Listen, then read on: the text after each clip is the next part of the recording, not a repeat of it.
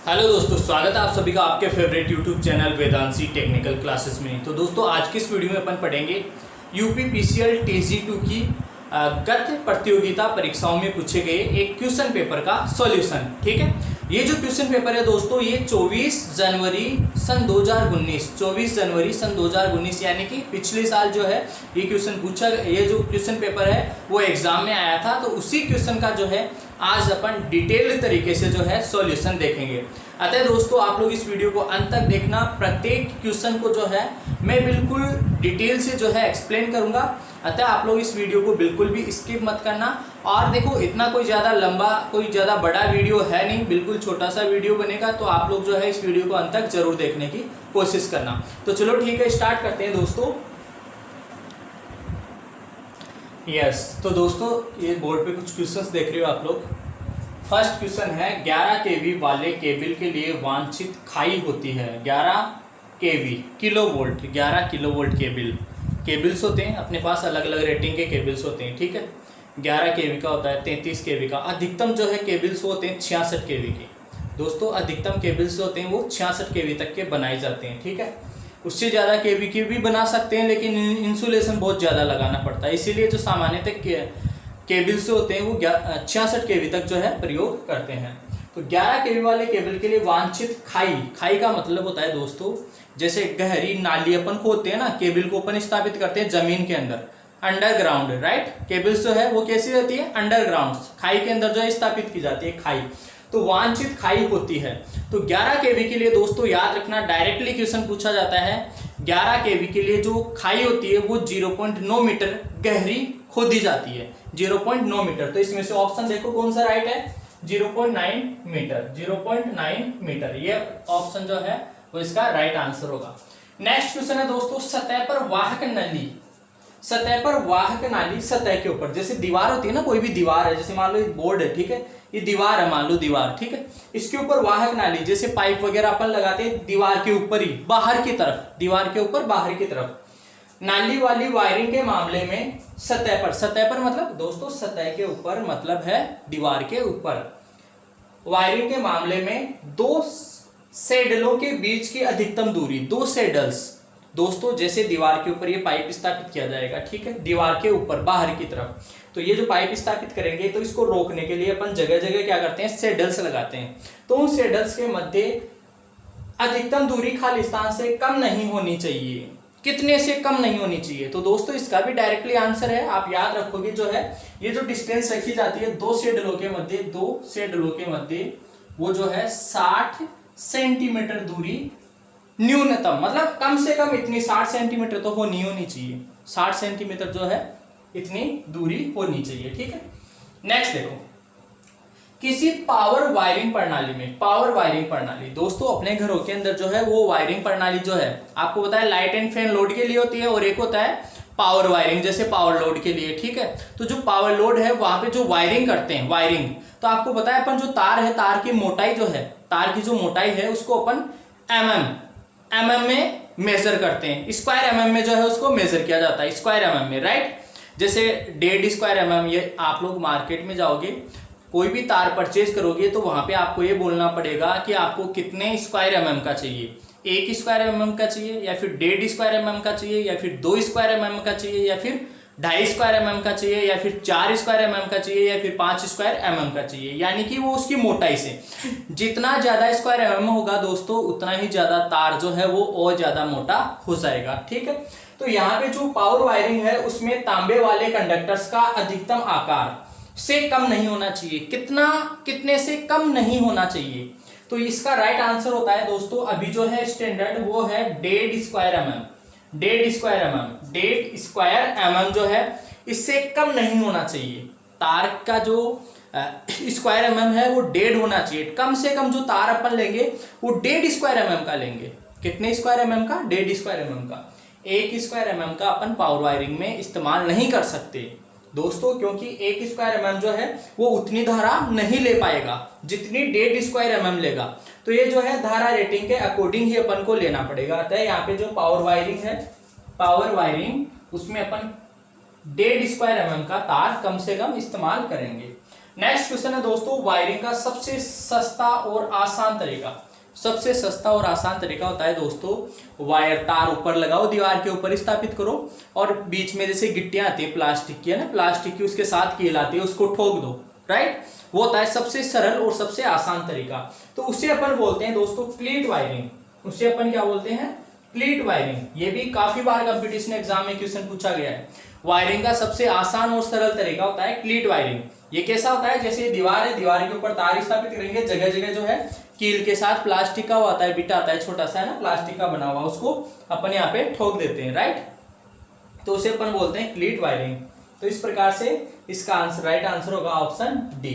ठीक है, उतारो इन क्वेश्चंस को। नेक्स्ट क्वेश्चन नंबर फिफ्थ है दोस्तों, क्वेश्चन नंबर 5, प्रतिरोध क्षमता की इकाई। प्रतिरोध की इकाई दोस्तों सभी को पता है, प्रतिरोध की इकाई क्या होती है? ओम होती है। प्रतिरोध क्षमता, यहाँ पे ऐसे बोला है प्रतिरोध क्षमता की इकाई, ऐसा इकाई क्या है? तो प्रतिरोध क्षमता, यहाँ पे कंफ्यूजन नहीं होना है दोस्तों, प्रतिरोध क्षमता की ऐसा इकाई भी क्या होगी? ओम ही होगी। तो इसका राइट आंसर होगा दोस्तों ओम। ठीक है, किसी उद्दीप्ति इनकैंडिसेंट लैंप, लैंप का पावर फैक्टर होता है दोस्तों, उद्दीप्ति लैंप होता है ना, उद्दीप्ति lamp, incandescent lamp. Incandescent lamp उसे बोलते हैं जिसमें फिलामेंट होता है। जिसमें क्या होता है? फिलामेंट। जिसमें टंगस्टन का तंतु होता है ना, टंगस्टन, जरूरी नहीं है टंगस्टन का हो, कार्बन का भी हो सकता है। कार्बन तंतु लैंप भी होते हैं और टंगस्टन तंतु लैंप भी होते हैं। तो जो टंगस्टन तंतु लैंप होते हैं उनको अपन इनकैंडिसेंट लैंप बोलते हैं। इनकैंडिसेंट लैंप जो होते हैं दोस्तों वो एक तरीके से शुद्ध प्रतिरोध माने जाते हैं। इनकैंडिसेंट लैंप कैसे माने जाते हैं? शुद्ध प्रतिरोध माने जाते हैं। अब आपको पता है दोस्तों शुद्ध प्रतिरोध में क्या होता है? वोल्टेज और धारा इन फेज रहते हैं। शुद्ध प्रतिरोध में वोल्टेज और धारा इन फेज रहते हैं। इसी वजह से जो है इनकैंडिसेंट लैंप जो होते हैं उनका पावर फैक्टर इकाई होता है दोस्तों। शुद्ध प्रतिरोध का पावर फैक्टर इकाई होता है, इनकैंडिसेंट लैंप का पावर फैक्टर भी इकाई होता है। कैपेसिटर में जो है वो अग्रगामी होता है और जो इंडक्टर होता है, इंडक्टिव लोड होता है, उसमें पश्चगामी होता है। यदि शुद्ध इंडक्टर है या फिर शुद्ध कैपेसिटर है उसका पावर फैक्टर शून्य होगा। शुद्ध कैपेसिटर या फिर शुद्ध इंडक्टर उसका पावर फैक्टर शून्य होगा दोस्तों, पावर फैक्टर शून्य होगा। केवल कैपेसिटिव लोड है या फिर थोड़ा बहुत इंडक्टिव लोड है तो कैपेसिटिव लोड में अग्रगामी होता है, इंडक्टिव लोड में पश्चगामी होता है। शुद्ध हो, प्योर कैपेसिटर या फिर प्योर इंडक्टर हो तो फिर शून्य होगा, क्योंकि वहां पे फाई का मान 90 डिग्री हो जाता है। फाई का मान 90 डिग्री तो कोस फाई का मान 0 हो जाता है, इस वजह से वहां पे शून्य। प्रेरण मोटर का स्टेटर, प्रेरण मोटर का स्टेटर दोस्तों, प्रेरण मोटर का स्टेटर हो या फिर ट्रांसफॉर्मर की कोर हो या फिर जैसे कोई भी डीसी जनरेटर है तो उसका आर्मेचर हो या फिर जैसे तुल्यकालिक मोटर है तो उसका स्टेटर हो, ये सारी की सारी जो चीजें होती है वो सिलिकॉन स्टील लेमिनेशन की बनी होती है। किसकी बनी होती है? Silicon steel. Silicon steel, steel को हिंदी में बोलते हैं इस्पात, तो सिलिकॉन इस्पात की बनी होती है। तो यहाँ पे जो है प्रेरण मोटर का जो स्टेटर होता है दोस्तों, स्टेटर वो सिलिकॉन इस्पात का बना होता है। सिलिकॉन इस्पात का क्यों बनाते हैं? क्योंकि भंवर धाराएं कम करने के लिए, क्योंकि अपन को भंवर धाराएं कम करना होता है, इसी वजह से अपन उसको सिलिकॉन इस्पात का बनाते हैं, राइट। नेक्स्ट है दोस्तों क्वेश्चन, निम्न में से कौन सा मोटर कम रखरखाव वाला होता है? दोस्तों कम रखरखाव वाला मोटर कौन सा होगा? तो दोस्तों बहुत ही लॉजिकल क्वेश्चन है। कम रखरखाव उसी मोटर को जरूरत पड़ेगी जिसकी संरचना क्या होगी? सबसे सरल होगी। तो यहाँ पे यदि अपन देखें डीसी मोटर, डीसी मोटर में आपको पता है फील्ड वाइंडिंग होती है, आर्मेचर वाइंडिंग होती है। प्रेरण मोटर में आप लोगों ने पढ़ा होगा, प्रेरण मोटर में सिर्फ जो स्टेटर पोर्शन है या फिर एक वाइंडिंग होती है और दूसरे हिस्से पे उसके रोटर पे जो है सामान्यतः वाइंडिंग नहीं होती। यहाँ स्लिप रिंग मोटर में क्या होता है? वाउंड रोटर प्रयोग किया जाता है, wound rotor. Slip ring motor में वाइंडिंग किया हुआ रोटर प्रयोग किया जाता है और स्टेटर पे भी 3 फेज वाइंडिंग होती है, अतः इसको भी ज्यादा रखरखाव की जरूरत होती है। तुल्यकालिक मोटर है जिसमें भी फील्ड वाइंडिंग होती है और स्टेटर वाइंडिंग होती है, 2 वाइंडिंग होती है। यहाँ पे प्रेरण मोटर जो है उसमें केवल एक वाइंडिंग होती है, इसी वजह से जो है इसमें सबसे कम रखरखाव की आवश्यकता होती है। प्रेरण मोटर को जो है इन मोटरों में से प्रेरण मोटर को सबसे कम रखरखाव की जरूरत होगी। ठीक है, उतार लो इन्हें।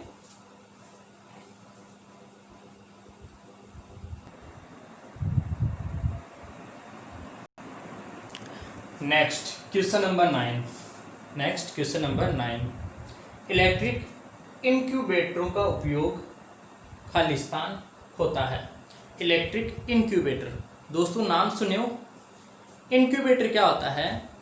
आप लोगों ने ITI सेकेंड ईयर में या फिर ITI के चौथे सेमेस्टर में एक चैप्टर है विभिन्न प्रकार के घरेलू उपकरण, घरेलू साधन, घरेलू उपकरण, जिनके अंदर जैसे ये refrigerator, freezer, heater, electric hot plate, right, इन सभी चीज़ों के बारे में आप लोग स्टडी करते हो। तो उसी चैप्टर में इंक्यूबेटर के बारे में भी स्टडी करते हो आप लोग। इंक्यूबेटर होता क्या है दोस्तों? जो पोल्ट्री फॉर्म होते हैं, पोल्ट्री फॉर्म मतलब जो मुर्गी पालन का जहाँ पे कार्य किया जाता है उनको अपन बोलते हैं पोल्ट्री फॉर्म। तो मुर्गी पालन में क्या होता है दोस्तों, जो अंडे वगैरह, जैसे मुर्गियाँ वगैरह जो अंडा देती है, तो अंडे से यदि अपन को चूजा बनाना हो यानी कि बच्चा बनाना हो, तो उनको क्या करना होता है, एक नियत तापमान पर रखना होता है। अंडों को जो है नियत तापमान में रखना होता है। तो उन अंडों से फिर क्या होता है, चूजे बन जाते हैं, मतलब बच्चे बन जाते हैं। तो वो जो युक्ति अपन इस्तेमाल करते हैं, जिस उपकरण का, जिस युक्ति का अपन इस्तेमाल करते हैं अंडों को एक नियत तापमान देने के लिए, उस युक्ति को अपन बोलते हैं इंक्यूबेटर। उस युक्ति को अपन क्या बोलते हैं दोस्तों? इंक्यूबेटर।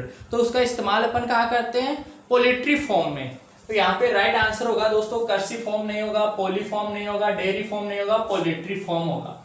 दोस्तों कर्सी फॉर्म जहाँ खेती करते हैं, पोली फॉर्म होता है जैसे पॉली हाउस वगैरह, पॉली हाउस जो ग्रीन हाउस वगैरह बनाते हैं ना, उनको पोली फॉर्म बोलते हैं।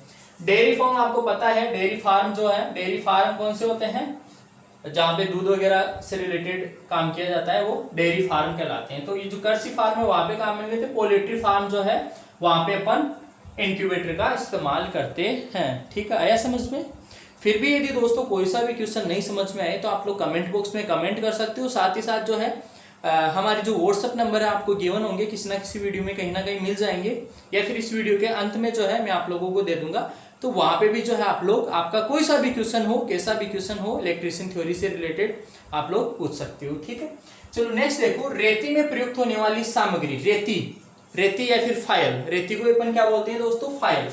रेती को अपन बोलते हैं फाइल।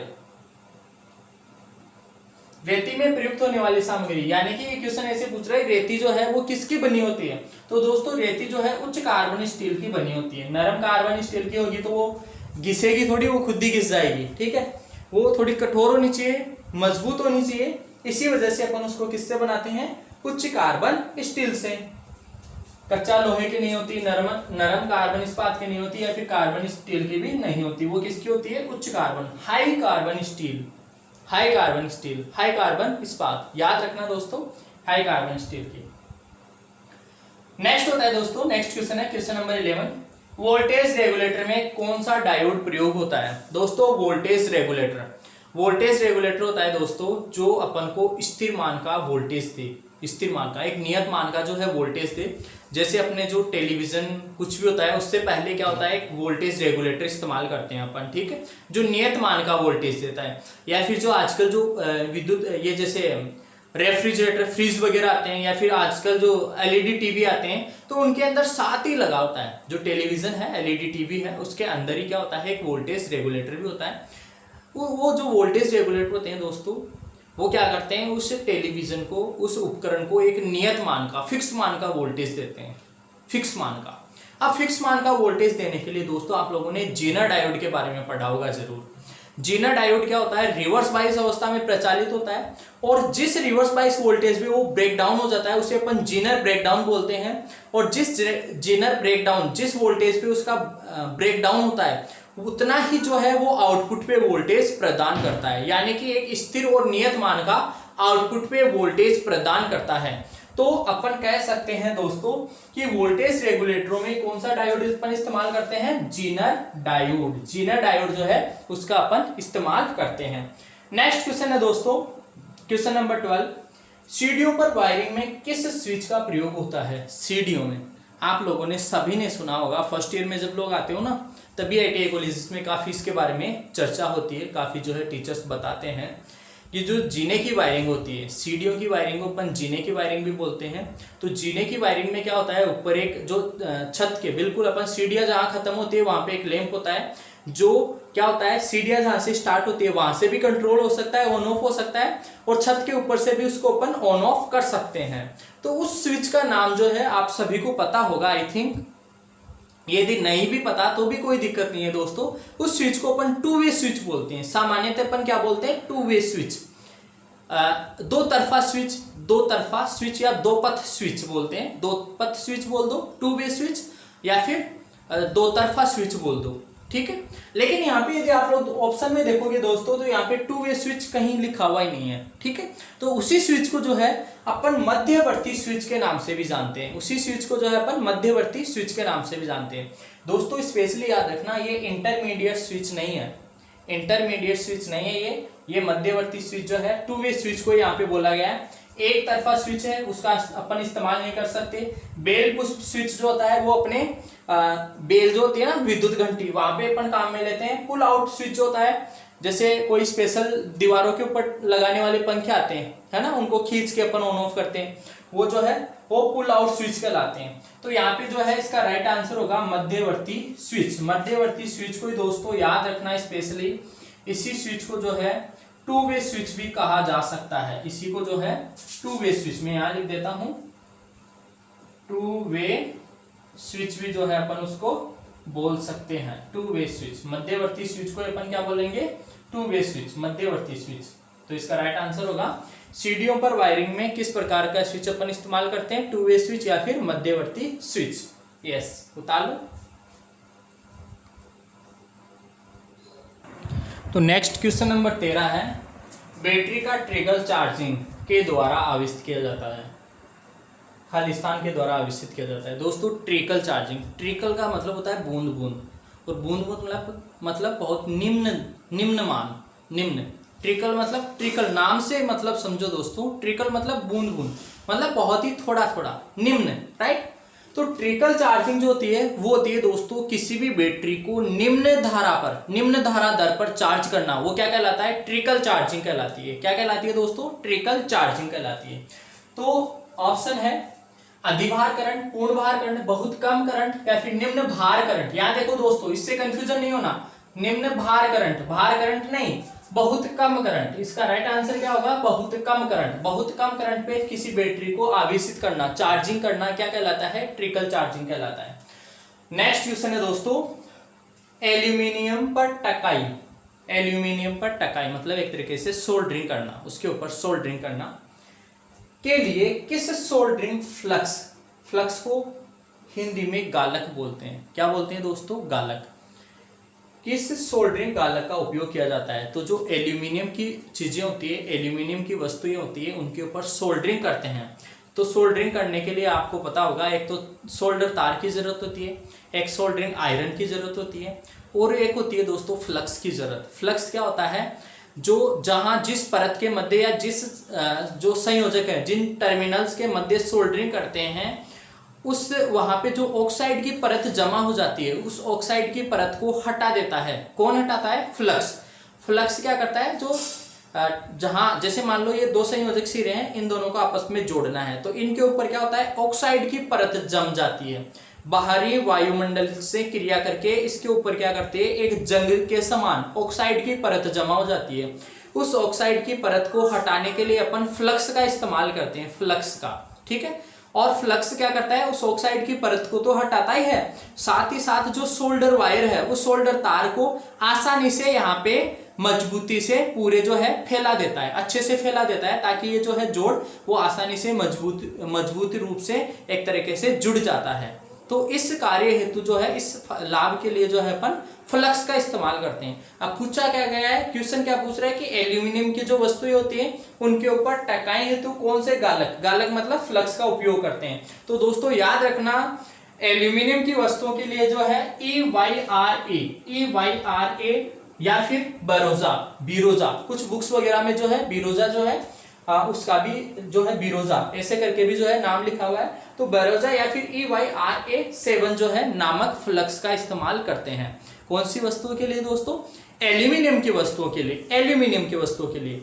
और सोने की वस्तुओं के लिए, सोने पे सुहागा, आप लोगों ने सुना होगा, सोने पे सुहागा। हालांकि ये कहावत है एक तरीके से, लेकिन सोने के ऊपर सुहागा नामक जो है वो एक फ्लक्स का इस्तेमाल करते हैं। ठीक उसी प्रकार एल्यूमिनियम पर बिरोजा, सोने पे सुहागा एल्यूमिनियम पर बिरोजा, सोने पे सुहागा एल्यूमिनियम पर बिरोजा नामक फ्लक्स का इस्तेमाल करते हैं। ठीक है, आ गया होगा समझ में।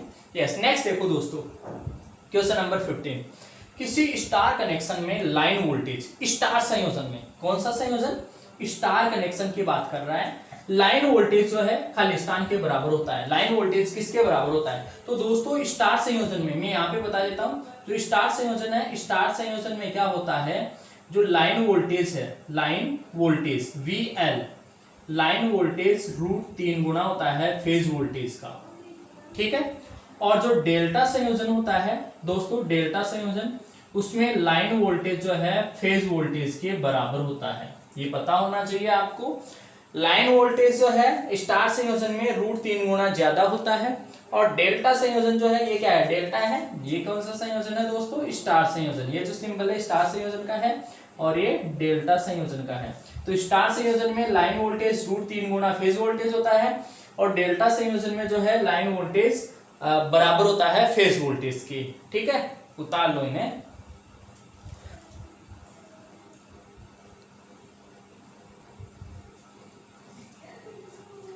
तो आई होप कि आप लोगों ने उतार लिया होगा, आप सभी को मजा आया होगा पढ़ने में, समझ में आएंगे सभी क्वेश्चन। फिर भी यदि कोई क्वेश्चन आप में से किसी के भी समझ में नहीं आया, तो वो जो क्वेश्चन है आप लोग कमेंट बॉक्स में कमेंट करके जो है पूछ सकते हो।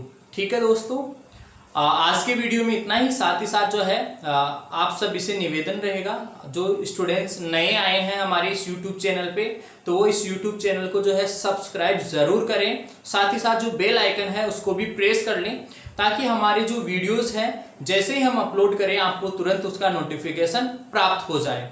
तो ठीक है दोस्तों, आज के वीडियो में इतना ही। मिलेंगे आपसे अगले वीडियो में, तब तक के लिए बहुत बहुत धन्यवाद।